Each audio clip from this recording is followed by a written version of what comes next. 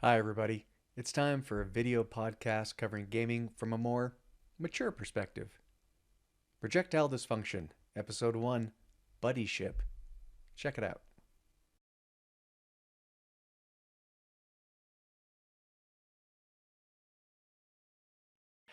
Hello, everybody. Welcome to Projectile Dysfunction, the latest video podcast talking about gaming in general from an old guy perspective. I'm your co host, Kale Voltek, along with my good friend and co host, Bigga Moon Pie. How's it Yeah, going, Bigga? baby.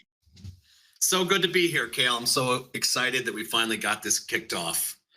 Yep, you came to me a while back and said, "Hey, there's a lot of information out there, a lot of videos on a lot of channels talking about games, uh, and how about we start giving our opinion a little bit? Because I think that we would have very long phone calls and Discord sessions talking about how we felt about things. We thought, it's just another perspective out there. We like gaming, we love gaming, and we would love people that, especially with the games that we play and kind of our history, and maybe they'll use this video to say, "Hey, is this something I might like?" Especially if either they're older and haven't gamed, or they've been gaming for a while and they're looking for something new.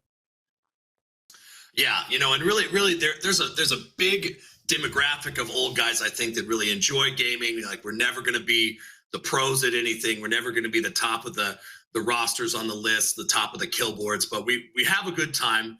We got a lot of insight. We've got a lot of opinions. And you and I have both watched a lot of projects start, succeed, fail. And so we have a lot of opinions on developers and the way things are going. And there's a lot of interesting content there. And we're going to talk about it. Yeah. We're gonna put it out there. So, just as a little bit of background, so I'm going to start with myself, and I'll throw it to Bigga here. So, just uh, we laugh because we are older. I My first recollection of a video game was my uncle's Sears Pong game that we would sit on his old TV and play Pong. It has gone up from there. I grew up in the 80s. The coin op was a huge portion of my life.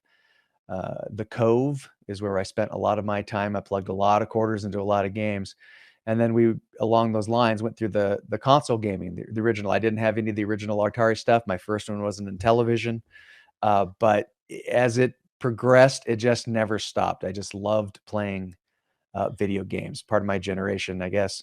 What about you, Megan? Where'd you start? Well, I'm trying to think if it was either the original Compaq computer my dad brought home with the green screen and the fold out keyboard, or maybe the Atari 2600. I don't know which one came out first, but those are right in the same area. Yeah. And my dad was always a big gamer. As soon as you could play, Digger or Tetris or anything on the old school computers, he had it going on. And he was also really big into flight sims and any airplane games. Like he liked Red Baron, and he always set up his chair with his whatever joystick he had at the time. And so it progressed from there. I'd say I've been mostly a PC guy. I like the coin. What I was just going to ask. So were you a Pac-Man man, or did you? Nope. I would say Wasn't Galaga. Galaga, Galaga. 100% my favorite. Yeah, Galaga, Galaxin, Bump and Jump, Sinistar. So you were Uh, even a space guy back then. You oh liked yeah. all your space games in the arcade. Wow. Okay. Yep. Um, yeah. Yep. So I'm not. I mean, I have consoles and I've played console games, but I'd say that my heart goes to building a PC and thinking about motherboards and is my graphics card good enough? And so I like hardware. I like playing games. I like input devices, and it really has progressed throughout the years. Yeah. Yeah, I've become pretty dedicated PC. I got some console stuff, a lot of console background, but definitely PC scratches the itch that I like Yeah, for sure. yeah, And then, so I mean, lately in the last decade or so, I've been very uh, attracted to, probably, well, longer than a decade, I guess I should say, attracted to space related games. A big game in my life, and where we got introduced to each other was BattleTech Universe. Uh, I was solo playing mostly, and then came across this group where you came into a little while later, and we played a lot of MechWarrior Online. yeah, we sure did. That was kind of a golden age of PC gaming for me. It was just so fresh, and I think we both liked the stompy robots. We both had been playing tabletop BattleTech, and so many good. Like there have been so many good titles. Like I would probably put Mech Commander, which was kind of the overhead StarCraft style version of a BattleTech game, and maybe in my top 5 of games. Like such a good, fun game. And that was a good play. Like we met so organically too. I remember we met in the middle of a match. I was just like, "Hey, you guys grouping up?" And then Right. and I didn't even know if Discord was around back then. It was like No, we TeamSpeak. were team Yeah. speaking back then for sure, and, along what you're talking about along the lines, I was a BattleTech Universe fan, but I did not tabletop or go down the BattleTech side as much. I was more first person, so MechWarrior, the MechWarrior line from Activision when it first came out was the game that, I played Did and you so hung did you on play to. Crescent Hawk's Crescent Revenge? Hawk's Revenge, Oh yeah. man, so good, so good. Yep. Even today, I have fond memories of playing that game. So that's it all came together with us meeting first with Carrion Crows that we played with for a long time, and then we moved over to old Vass and Papa Vass, and I started the Apocalypse Lancers and brought over a bunch of folks as we moved around a bit, and we ended up becoming a very large group in the MWO universe. Still have fond memories of playing that game. Great Yeah, game. yeah. Wish it hadn't have ended. It's still going, but it just kind of petered out, and we'll probably have more comments on that Right, absolutely. down When we the road talk for about sure. monetization, the problems of certain Yeah, monetization types, I think was the problem with that game. yeah. So Um, so just a little bit more in the background here, kind of what to expect uh, with this video thing. So, you know, we're gonna start out what kind of got us going down this road here is Star Citizen. It, yeah. it it fits along the lines with us for longevity, how long it's been around, how long the development cycle has been. There's 1,000,000,000 opinions on it. You're going to hear from us as well. We don't want to dwell on it too much, but these are pivotal And the good, the bad, and the ugly, but I points. think mostly the good, Yeah, and But we there's a lot of points along the development route that caused us to change our way of thinking or absolutely, give yeah, strong yeah. opinions. And so that but here we are. After all of that being said, here we are playing the game, playing some other games along the way, and I think there's just a lot of good content and a lot of things to And talk I about with think that it. the birthplace of projectile dysfunction as a channel and as a content coming forward is a really because the environment of Star Citizen right now is very exciting. It's moving really fast. I think we've seen a lot of since Squadron 42 is almost done, and we've seen a lot of features that are just about to come out. Hopefully at the end of this month. It's really is a good time for people to come back to the game, to come into the game. We've been having a lot of fun playing it together, and I think we were both surprised at how much fun we were having playing it together because we both maybe were a little bit jaded when we started playing again, and we were Just like, "Hey, there's really something here." smidge. Just a smidge. We'll get more we'll get more to that subject and talk more about it in the second segment for the show. But and just one last topic here, just to make sure that people enjoy this. The things that you aren't going to see, like I mentioned at the top, we're not a reaction channel. We're not going to play videos while we react to it. You're not going to see that.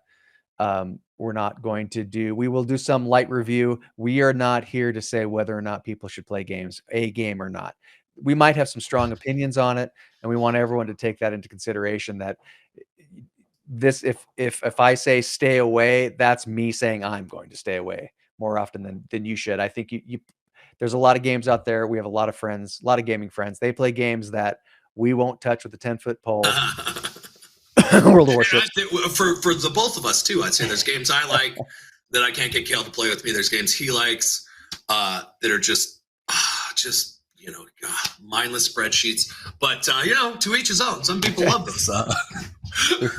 We are all bitter vets of certain types of games for sure.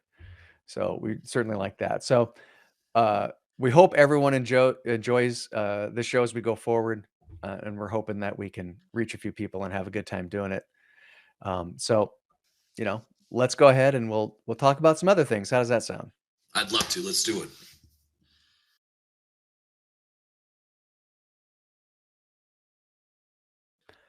All right, as mentioned in segment 1, this show is going to get its kickoff really digging into Star Citizen, a game that has had myself personally excited and extremely frustrated, back to excited again, full cycle.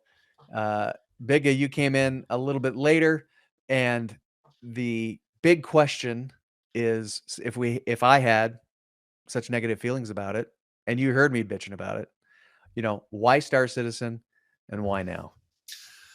Right. Well, I definitely did come in later, and I don't think I pledged. I've been following it, and I was a big, huge fan of Wing Commander, but I had never pledged for whatever reason. I think I pledged in 2020 or 2021, so pretty recently. And the whole reason I pledged then was I was getting into Track IR, and I'd been playing a lot of IL-2, which is a World War II airplane game. And we were playing Dual Universe at the time with a really pretty good friend named Snow. And he's like, well, have you tried Track IR and Star Citizen? It's great. And I was like, what do you? So I downloaded it, bought the Aurora pack, downloaded it.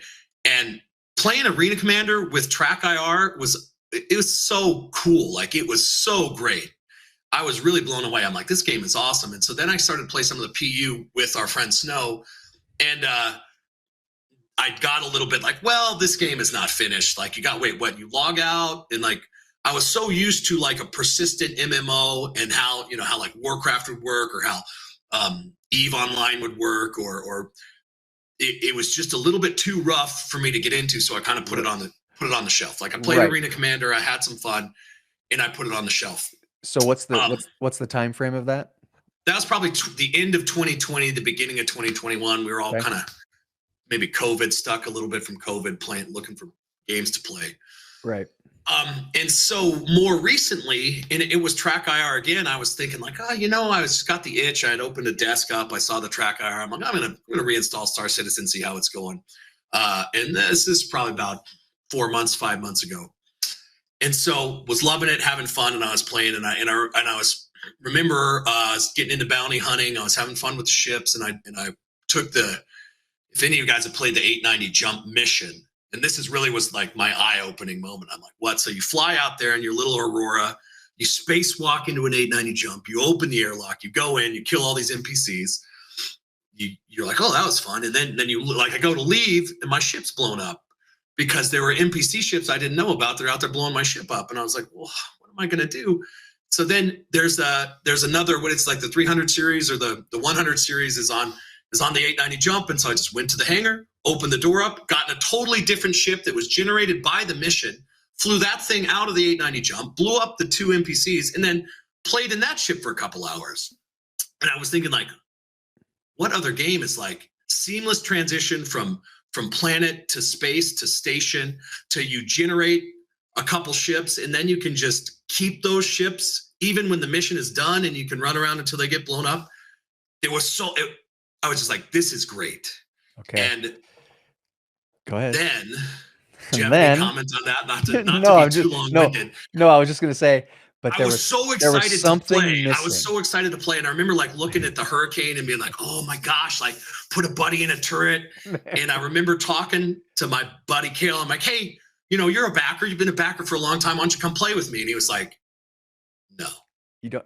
No, I'm not doing that. And so I started this whole campaign of like, well, what if a buddy bought a buddy ship to play with the buddy? Just total like sad panda, like trying to get him to play. And he's like, I'm not playing that game with you. All right. So then is December. My birthday comes around. I'm like, what if a buddy bought a buddy ship on his birthday and he wanted a buddy to play with him on a birthday? And you finally caved. And said, fine, I'll download it. Fine. Exactly. And then what was your to run alignment? Well, to run alignment to that, so we come to a point here, is that I touch base over time. I was an original backer back in the Kickstarter. I bought my bounty hunter, I think, because I had the 300i, and I touched base a few times, and there just wasn't anything for me. I didn't like it, So So gone back and forth. So anyway, fast forward, because we'll cover some of the history later on. But fast forward about, I guess, a year prior to that, I was watching a YouTube video of a guy doing commodity. All they had was uh, just the one capital system, and they were or planet, and he was doing a commodity run, and he flew a ship, and I'm like, oh yeah, ship looks nice. Flew in, he's talking, he's coming in, he goes, oh, see those guys over there, they're coming in because this commodity spawns, it's the most expensive one, I need to grab it before they do, or they're going to shoot me down. And I'm like, okay. And so he flew in and gets into the armistice zone where he's safe, jumps out, doesn't leave the flight deck right to planet, right? He gets out of his seat, which I had seen before, but I hadn't really seen the inside of the ship. So he's in a bigger ship, I don't remember which one, gets out of the ship, goes through the sliding doors, gets on the elevator, goes down, exits the ship. And I'm like, wow, that's kind of impressive. On the planet, goes into the console, is buying the commodities, races to get the commodities. And these two guys come in. You can see him in the peripheral of his video because he beat him to the commodity terminal, grabbed it, and ran back out to his ship, but couldn't take off because if he left the armistice zone, he'd be shot. And so I'm trying to compare that with going other games that I've played, kind of this, it's dangerous, but then you have other areas that you can go into where it's not, which is kind of a big deal for us as we're playing. Cause we like PvP. We like that shooting other player element, that other players, right? That's a big part of it. I think we like the threat. Right. You like the threat. But that you don't want just that to be your meal. The environment side of it, economy side of it, given our history, we like a lot as well. But having the threat there makes it even more exciting. The risk, but being able to judge that risk is huge. So he's like, okay, I can't leave. They're going to shoot me. He has conversation with them. They're trying to buy the commodity off him. He won't do it. He won't get in his ship though. So get to the end of that, and I'm going, I got to try that. So I sign in, immediately get lost, can't figure out where I'm supposed to go, get pissed off, and I close down. I'm like, shocker. Yeah. I don't. Definitely was. Who knows? You're running around Microtech or wherever, and you're like, "Where's my ship at?" That was Lorville. Yeah, Lorville. And you're like, "What are these giant statues? What am I?" Yeah. So, so I get back into that, and so, but it's always been in the back of my head, and so now I've got a buddy who bought a buddy ship. Excited to play, and then you played it, and the new player experience was so frustrating. You're like, I can't do it. Okay. Yeah, it's always been, to me, it's always just been. When was that? What year? What ballpark year was that? About a year ago. Okay. Yeah. Okay. So probably early to mid 2023. Probably, I'm guessing early 2023. Okay. And of course, I brought it up. I was mentioning it in channel and Discord with a bunch of the players, and the wailing and gnashing of teeth started about Star Citizen. So I dropped it. But then you came along and said, good try. So I'm like, okay. And I always do a buddy a favor.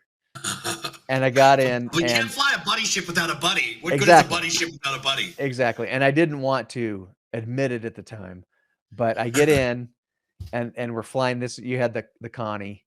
Yeah. Take your chair over there with that. I'm like, okay. So we're flying along. I'm like, oh God, this really looks good. This is pretty cool. And then, jump into the turret and fire. And we finished, and I was very, verbally we were playing, and I was very, yeah, that's good. That's what I wanted you to hear. Yeah. You're welcome. You're welcome. I'm glad I could help. Am I done yet? Happy birthday. Internally though, I'm like, oh my God, this is this is good. I liked it. And then it's just been our road since then has been I'm not going to say it's been positive, because there's a lot of pitfalls. Well, when I knew you were hooked is when I jump into Discord. I'm like, hey, what are you doing? I'm trying this bunker mission. I'm like, you're playing you're playing the FPS side even now too? He's like, yeah, you don't want to check it out. I'm like, oh, okay. He's here. He's liking it. Yeah. Which there were problems with that too. But when you really look at like that aspect of like, you are a spaceman, and you walk around your station and you have equipment on your spaceman, and then you get in your ship, you get in your friend's ship. There's very, very few games that even have that aspect where I'm in like an asset that is my buddy's, but I'm controlling part of that asset. Like there's not a lot of games like IL-2 kind of did it, but you just load right into the turret of like the B-25 or whatever. There's no walking around. There's none of that. And like we were saying, Planet Side, they had some ships that you kind of got in all together, but there were not a lot of really good. Like it is a buddy game. Like Star Citizen is a space buddy game, and it's funner if you play it with friends. That's even if you got 2 guys in 2 ships or 5 guys in 1 ship. And that's our kind of thing. Like I think we always have like when we were in Eve, it was just a lot of the fun in Eve was like helping each other out and oh, you need this and oh, let's move that. And I think like old guys kind of like that the camaraderie of like how do we help each other and Right. Well, we moved. I mean, it's been a while since we realized, I realized for sure that I'm never going to have the twitchy trigger finger fast enough to play, sure, straight up FPS.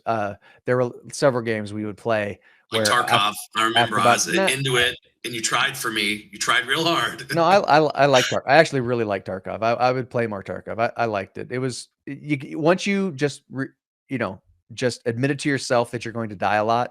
Right. It was pretty good. There were a couple of moments there that but I'm thinking more of like Planet Side Yeah. or some of the other games where it's just you'd spawn in and get killed and spawn in and get killed and spawning, and it was just like I'm too old for this shit. I want to play something else. Right. So Right. this has been great. From that side of it, combining the things we like about it. So yeah, and so that now we collectively have had this hill to climb to try to bring the rest of our friends in and be like, no, really, we're having a good time, guys. And they're just like, so I think part of the progression of this is going to be fun. And then especially once we get to see like all the new quality of life stuff that's going to come in with the new star maps and like hopefully the server's a little more stable and blah, blah, blah. I think it'll be fun to watch our progression in adding our friends from over the past 15 years that we played games with to find the back. Are you coming into play? Oh, can we talk you into playing? And how well or not we do that, I think will be fun to see. Well, there's definitely a reason why it's just you and I talking. We have tried. We've gotten some tacit. Sure, I'll try it when I'm back from deployment. And something called Helldivers got in the way of that. That's for sure. That's that's more up his alley. Which one of these days you'll meet the big toe, and that'll be pretty cool. So to kind of wind up here as we're coming down to the end of the segment, some positive things about again why we're here talking about it is that I think people will find if you're somebody that is playing right now, you will probably agree or disagree with that. But if you're not playing, I think these are some very positive takeaways with Star Citizen lately. That the community content that they've been putting out over the past couple of years, as I've looked back, especially the last year with Inside Star Citizen, some of the other media pieces they're doing, actually, I think are done very well. They've always been their production value has always been very good, and I think the message they're getting out is good. I think it's very important, especially at this stage of the game, to let their current players or prospective players kind of know where they're going. We're going to cover roadmap probably in the next show, and it is big. It's huge, and as excited as we are about the upcoming patch, there's some misgivings. Sure. Is that right? Yep. Mm-hmm. So there's a lot to throw in there. And I think you mentioned it earlier that I think a huge boon that has helped them is the imminent, or the in the future release of Squadron 42. Yeah. Sure. Yeah. Yeah. And I think that we're transitioning in, and it's just, I think it's just it really is going to be the time to start playing. And I think it's easier for me because I'm not like I said, I didn't buy until late. So I don't really have any of that jaded, like, well, where's my Pioneer, guys? Where is my Pioneer? I'm just like, oh, Pioneer looks awesome. I can't wait to see it. So I don't know the difference. Yeah. And that's I'm happy to be in that place. So I think that'll be a good contrast. And also as we wrap up here too, I'm just excited to be part of the community. I'm excited to talk about the game, just to be out there and representing old men in video games, a little bit of gray, and that's just I'm really looking forward to it as well, and doing a lot of game research. I think is right. Yeah. going to be the exciting part. and it should be a lot of fun. And I'm hoping that everyone enjoys the content that we put out there. If you have comments or questions, we'll read everything. We probably won't react to all of it. We'll do as best we can. But if there's things you'd like to hear about, please, you can put it in the comments. We're going to keep them open, and let us know what you'd like to hear us talk about. And we will see you with episode 2 shortly. Yeah, baby. With Bigga Moon Pie, my good friend and co-host, and myself, Kale Voltek. Everyone, have a great rest of your day. Bye-bye.